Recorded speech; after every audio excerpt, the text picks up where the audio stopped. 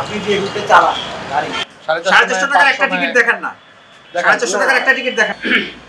আপনি কথা ঘুরে নিজের বিপদ ডাকিয়েন না। আপনি বিষয়টা হলো যে এই যে বিআরটি যে ভাড়া মানে ওনাদের সাথে আপনাদের কনসার্ন হয় না, কথা বলতে হয় না নাকি?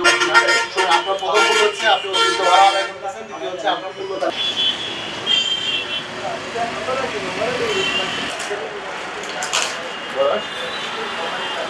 আমার কাছ থেকে এখন এমনি 550 টাকা নেই।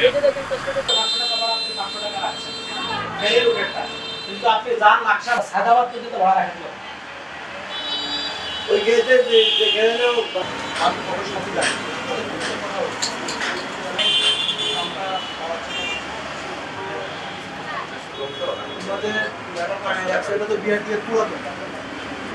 আপনাদের যে রুটটা আছে সেই রুটের ইয়াটা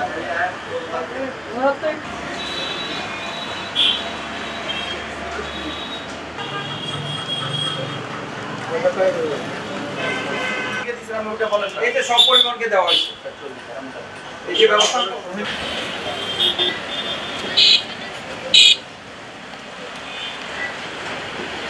আমরা 550 টাকা দিয়ে যাচ্ছি ঢাকা আরামবাগ।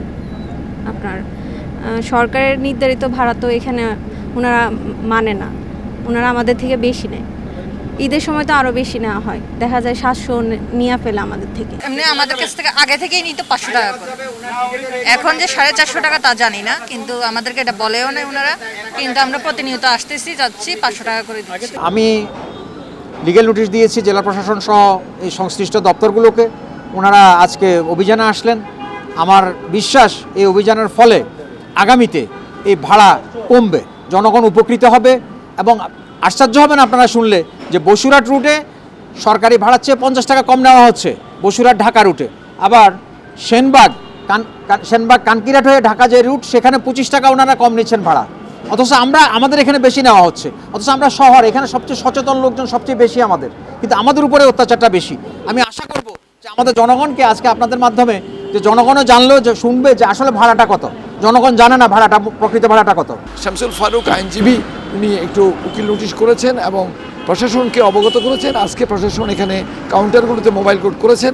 এখন দেখা গেল যে না, এখন আজকে থেকে তারা বলছেন যে না, 450 টাকায় আমরা গাড়ির টিকিট কাটবো। আমরা গাড়িতে কথা হয়েছে অনেকের সাথে, যাত্রীরা এখন এই রুটে অর্থাৎ সোনাপুর টু ঢাকা সায়দাবাদ পর্যন্ত ভাড়া হচ্ছে নন এসি 450 টাকা। হ্যাঁ, এতে আমরা আশা করি যে যাত্রীদের দীর্ঘদিনের ভোগান্তি আজকে এটা